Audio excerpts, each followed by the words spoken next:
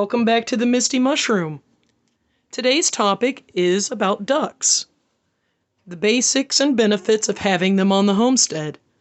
Poignantly, adding a Quackpack to your Outback. The main focus on my homestead is about the utilization of native agriculture and permaculture techniques in order to obtain greater harmony with the environment and to increase biodiversity and to do wiser land management practices that help to maintain overall less work and provide greater benefits all around. With that being stated, I chose ducks for our homestead for a myriad of reasons, and I'll explain the basic principles of duck ownership and what I have discovered in my venture. My journey is certainly not the same as everyone else's, and I am not an expert by any means. So I definitely encourage those of you interested in keeping ducks on your homestead or in your small backyards to look into greater depth of ducks and to not just rely on my information as a sole source. There's a myriad of ways to do things, and there's also differences of opinions. I certainly welcome in the comments section any comments about your personal journey and what you have discovered along the way. Duckies in a bucket, duckies in a bucket, duckies in a bucket today. I'm so lucky 'cause I got duckies in the month of May. Duckies in a bucket, duckies in a bucket, duckies in a bucket today. In order to understand the importance of ducks today, we just need to look back in history. Ducks have been around since the dawn of time, and man's involvement with ducks has generally been for food. And cultures across the globe have utilized ducks from these early times, and some cultures have favored them more so than others. And understanding those reasons will shape and define why ducks will be utilized on your property.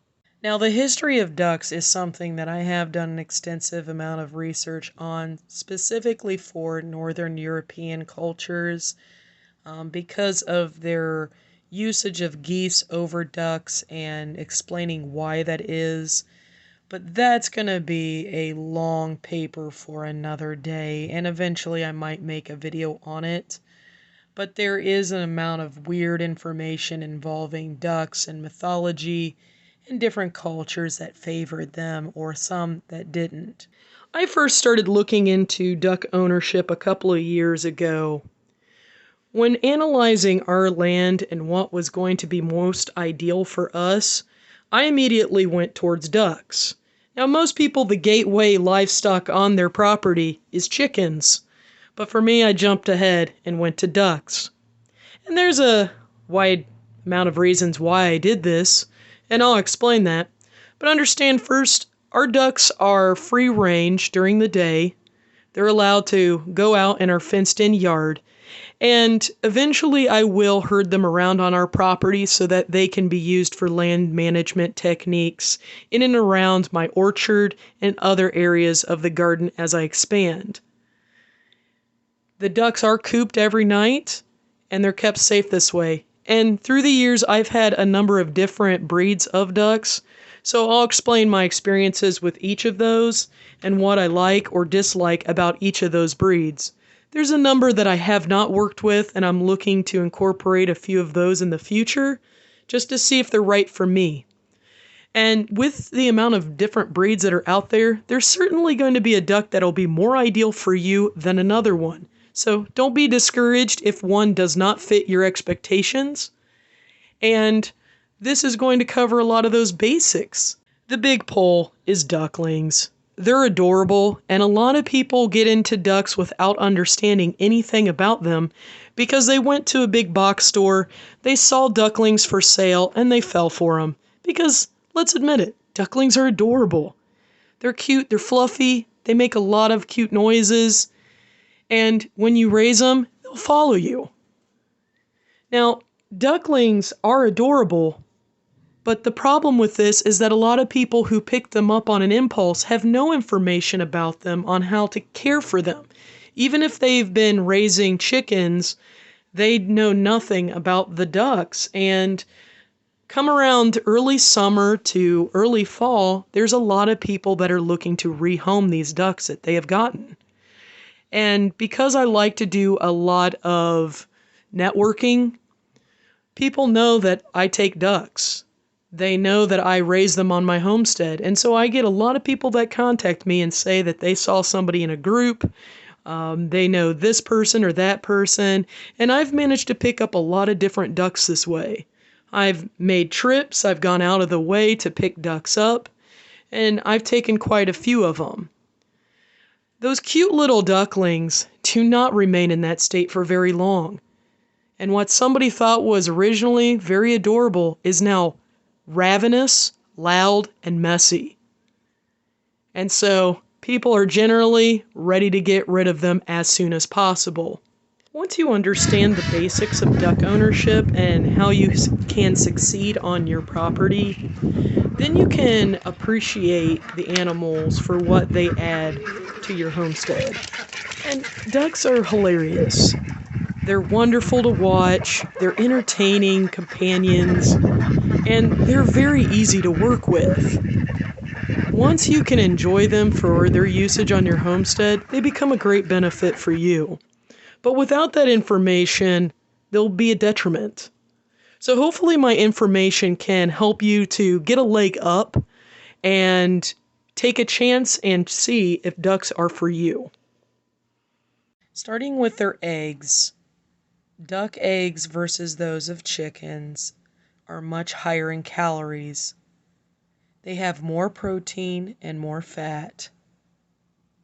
And although the cholesterol is higher, they definitely have a good amount of B12. Other vitamin values are certainly higher in duck eggs than that of chickens. And this is important to understand if you do any evaluation of your nutritional values that you personally need. Understanding the nutrition that ducks have is critical to decide whether or not they would be a necessity on your homestead. Their eggs alone are a great boost in the wintertime because of the energy that they provide. The zinc values alone being higher than that of chicken eggs indicates that going through cold and flu season, you might want to incorporate duck eggs in your diet. I've compared them to whole milk versus 2% milk, being higher in fat and higher in nutrition, which can be beneficial for some people. Now, looking into duck meat, there is a lot of similarities between their eggs and their meat. Of course, duck meat has high fat, and that's beneficial for people that require that in their diet, along with higher iron, of course. This translates to more copper, less sodium, whereas chicken meat has higher calcium, magnesium, and phosphorus. Looking into the nutrients of duck meat, there's a lot of different values here, and understanding what your body requires is going to be a big role in playing if you would like to have them on your farm for the usage of their meat. This brings us to cooking with quackers and how to prepare the meat for the dinner table. Duck meat is different in many ways, and the way that it appears is very similar to other poultry, but being higher in fat brings a different quality to the way that it is prepared. In many ways, I consider duck meat to be very similar to roast beef. The high fat content, the dark meat, makes it very delicious when it's prepared in a correct fashion. Aside from their eggs and their meat, ducks have other products that you can utilize them for, such as their fat for soap, their feathers for crafts, their down for pillows and blankets. And any parts that you do not use personally can go to fertilizer in your garden. Now on to duck care. This is one of the most important topics, and certainly for whichever ducks you decide to get on your property, you should do extensive research on the specific needs of that bird. Whether it is for egg production or for meat or dual purpose is going to make differences on their care, especially when considering their nutrition. Duck nutrition is far different than that of chickens. Difference of protein and difference of niacin are two of the most noticeable factors.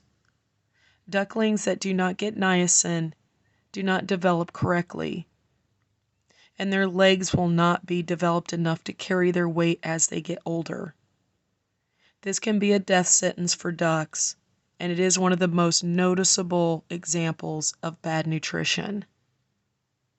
Niacin can be added with brewer's yeast. It can be added directly as long as it is not flush-free. And some people will put it into feed using field peas or other pea-type foods that will give the ducks the niacin that they require. For others, you may just want to get a duckling feed that has the values all measured out for you, or talk to your feed store about options that would be the best for you. Next up is their water. Having clean water is crucial for ducks, and it is one thing that they often make the biggest mess of. Ducks need to submerge their entire bill, even as ducklings, in order to eat. Because they do this, they blow water out through their nostrils, which will make a mess of feed and water everywhere. But they do need it in order to consume their food. And without proper water, their nose gets blocked and they can then develop sickness. Water for swimming in, ducks certainly do enjoy and can help them regulate their body temperature, helps them to clean their feathers, and also helps to avoid them losing their oil gland. However, ducks do not need to have access to water every day. They can be given a allocated time that fits within your water budget. Ducks are a lot happier when they do have access to water and swimming, and it is highly recommended in order to keep them clean that you do so. Regarding the health issues for ducks, many of these come down to their diet and the conditions in which they are kept in. Ducks are ravenous and will eat almost anything on your property, including shiny nails, screws, twine, and other garbage that they find. So it's important to scroll around your property frequently to find these items, to run a magnet along your property, and make sure that there is nothing that your ducks will swallow. If they have unclean food and water, they can get a variety of sicknesses, such as sticky eye and botulism. They can get an impacted crop when they consume something that is bad for them or it gets infected inside of their crop. Wryneck and angel wing coming down to their diet. And wet feather not being exposed to water for them to swim in, where their oil gland stops working and they can no longer stay dry. A lot of health issues come down to just cleanliness and making sure that your coop is clean and safe for them. For housing, having a good coop that is stable and secure from predators is really important. And it doesn't need to look pretty. The coop itself can be constructed from old materials. Our coop is over a lot of rocks and limestone, so I have less concern about certain creatures burrowing underneath. We do still have chicken wire throughout it, and it has now been covered with planks in order to help block out the wind. You'll still want airflow to be able to go through the coop because ducks do produce a lot of waste, and especially in the wintertime, this can make the airflow a little stuffy for them and can cause health issues. Having adequate space in your coop, and especially for wintertime, making sure that they can keep each other warm. Each duck generally requires a 1 foot square space in the wintertime, but they should have access to more. Having the availability to close up areas so that way you can protect ducks from each other if there is instances of eggs being set on and new ducklings, new ducks introduced to the flock to put them in quarantine. You can also utilize this to protect some of your hens from being attacked by your drakes if you have too many drakes in the flock or if one has become a particular favorite. Giving them a break in a little area that only they have access to with food and water is nice to have. And mine are just utilized with pallets. I have areas that are set up for them to wander around in where they have access to food and water in the wintertime. The food that I have is filled up every day during the spring to winter and only filled up with extra in the wintertime to help keep down the mice. Some duck breeds will go after mice, such as Muscovy, but most ducks will leave them alone. The care of ducklings is a topic all on its own, and they can be kept in many ways the same fashion that you do chicks. However, their water source cannot be like the one pictured here. Their water source needs to be able to have the ability for ducklings to dip their bills into. And as they get bigger, that water source needs to be larger for them to access it. However, understand that as ducklings will make a mess, they will dirty up any of the bedding that you have in a brooder. There are a couple different ways that people have tried to combat this, and there's a few videos on YouTube that you can look into. And I've used a couple of things that have had mild success. But you want to make sure that if they are dumping water everywhere, that you change out their bedding frequently. So trying to manage with their water in a more productive way to save yourself bedding and mess, and also, in turn, protecting them against any illnesses. Figuring out a method that works for you is ideal.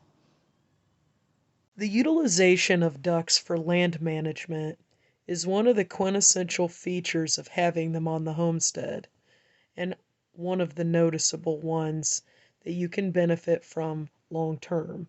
Ducks do not cause the same amount of damage that chickens do. Chickens scratch, but ducks do not. Ducks do go around with their bills and root around soil and substrate looking for grubs, bugs, snails, slugs, and this makes them an excellent feature for keeping those pests out of your garden beds.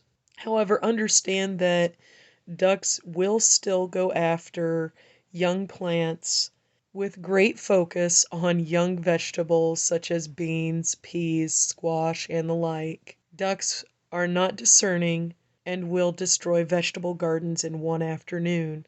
They are great to utilize in and around raised beds, but if you have tender seedlings, it's a wise option to fence ducks out of that area until those plants have become established.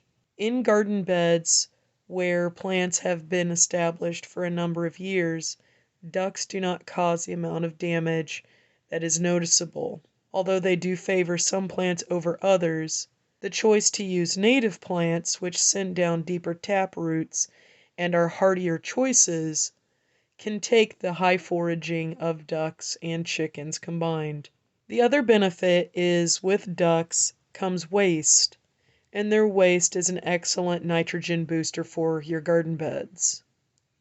I do not notice any burning of the plants where the ducks frequent, but also my ducks are free range, and they have access to a wide amount of area. Because of the low damage that ducks cause while they're foraging, especially lighter breeds, is one reason why they have been raised in great numbers in Asian countries where rice is grown. Ducks are able to go in and around the rice shoots without causing great damage to them, and will then eat up any bugs or larvae that they find that would be a detriment to the rice shoots. Then the ducks do make waste, which is useful in growing the rice. All of these combine with the water, give them an excellent usage in and around wetlands and other areas that see high volumes of water. So then, what kind of duck should you get for your property?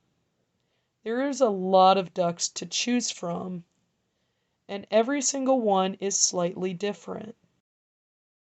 Almost all domesticated ducks are derived from the mallard.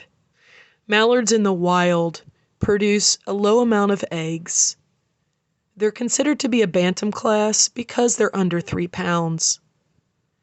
Temperament scale is 1 being the most friendly and 9 being the most skittish. So mallards are right around the middle. They have high fertility rates and they're very good at foraging, and they are found worldwide and are very abundant. It's important that we respect the wildlife that we have and to maintain the purity of their lines.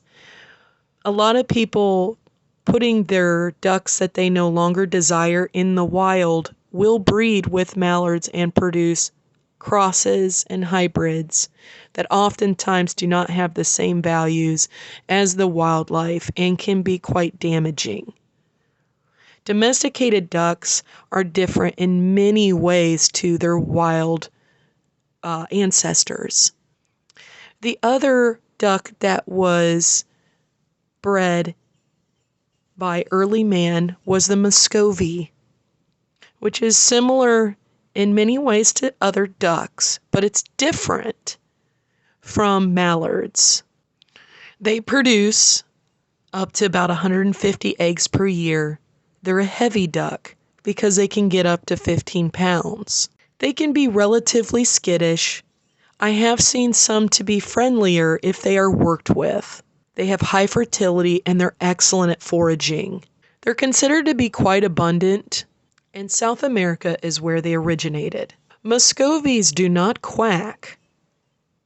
They make a hissing noise and they waggle their butts, which is adorable.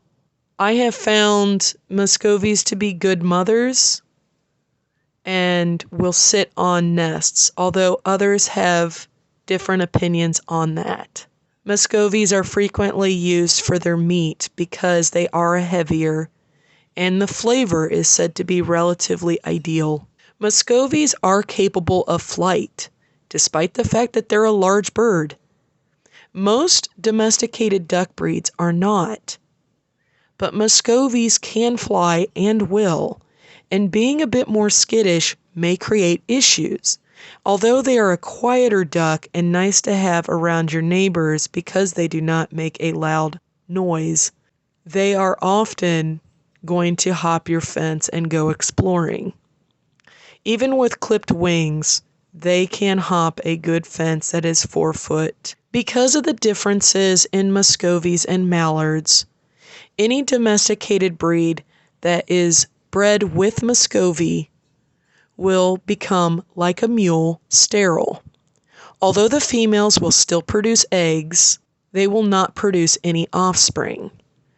It's something to keep in mind if you are going to have both Muscovies and mallard-derived ducks on your property. If they interbreed and they have babies, those babies will not be able to produce from that point on. If you want to have sustainable meat on your property, you may breed Muscovies with domesticated ducks in order to obtain those ducks for their meat alone, but understanding that for the long run, that they will not produce beyond that. Starting with the duck breed that is the most recognized is the Pekin. In fact, a lot of people, when they consider or try to imagine a duck on the farm, the Pekin is the first one that they envision. They're very widespread, and there's a couple different varieties of them out there. The yellow ducklings are kind of an icon, and having them on the homestead can be very beneficial. They do produce generally a good amount of eggs, and they're also a larger bird, weighing in up to 13 pounds, if not heavier, depending on the type. They're mildly skittish, and they're not the best foragers. but they are an excellent bird if you're looking for meat production. It's important to understand that as a meat bird, they grow relatively quickly, and for people that are unaccustomed to feeding pecans, will find out very quickly that they will gobble up as much food as they can. They're voracious, and because they do not forage very much, it is also critical if you are considering your feed prices to take that into account. Pecans are excellent to have though because they're easy to obtain. They're available by most breeders, and when a lot of people are looking to rehome them, they're a common one to obtain. Rising in popularity is the khaki Campbells that originated from England. They're a bird that is bred mainly for their egg production, getting up to 240 per year, although I have heard homesteaders talk about obtaining more, even up to the 300 range. They're a light bird, just under 5 pounds, but they are extremely skittish. Even though they're easy to herd around your gardens, they do not like to be held and will run around quickly through your garden beds. I've often heard that they're not the best mothers, and I've experienced this firsthand, where oftentimes the ducks will not sit on a nest with great dedication. Although their eggs can be incubated just as easily, you might consider them for your homestead because of their foraging and their egg production. Runner ducks have gone up in popularity in the recent years, and there's a variety of different types that are in the runner class. They produce a decent amount of eggs per year, around 180, and they're a light bird, around under 4 pounds. They're slightly skittish, and they're very good at foraging. Because of their lightness and the way that they run upright like little bowling pins, and their high egg production make them very ideal if you're looking to utilize them for land management. Their lightness to go through gardens without damaging large areas makes them very favorable by many. And because they're not so commonly found, you can always market them and be able to sell them and their eggs for a decent price. Cayugas are a very attractive breed that I have enjoyed raising. As a dual-purpose bird, they are up to 180 eggs per year, and they can be around 6 pounds on the heavy scale, but they have gotten a little bit larger depending on diet. They are very skittish, and they have decent fertility, but not the best.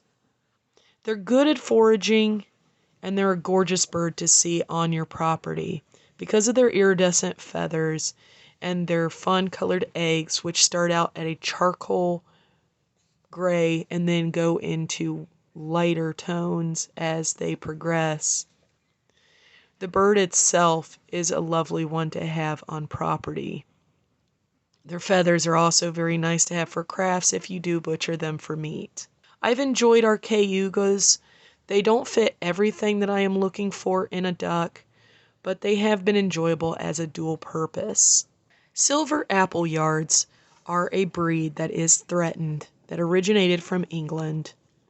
They are a beautiful bird to look at, and they are very personable as their temperament is easy with humans. They're a heavy bird up to 9 pounds and decent egg production with 175 a year. Their foraging is very good, although their fertility is about average. Because of these factors, I am going to gravitate towards having silver appleyards on my property in the future. I've tried out a number of duck breeds, and this is going to be the next one that I'm going to test run on my homestead. Now, as you can tell, there is a lot of information out there that I could not cover in one video alone. In fact, any of these topics that I brought up today deserve a lot of time spent on each one. And I don't want to scare anybody away from getting their feet wet and enjoying ducks on their homestead, but I do press you to go into greater research before getting any type of livestock for your property. And I'm always willing to talk about the things that didn't work for us, the mistakes that we've made, and where I've grown and learned from those mistakes. and we try to do what's best by the animals. And that's the most important thing, is making sure that we do the best by them. Making sure that their safety and health is up above everything else. So that's the most important thing, is just making sure that you're prepared to care for them in the best way possible. But definitely ask me any questions, post them up in the video, generate some conversation, talk about what kind of ducks that you've utilized on your homestead, what you've liked about them, what you haven't liked, and maybe what you'll try in the future. Because the greatest thing that we can do is learn from each other.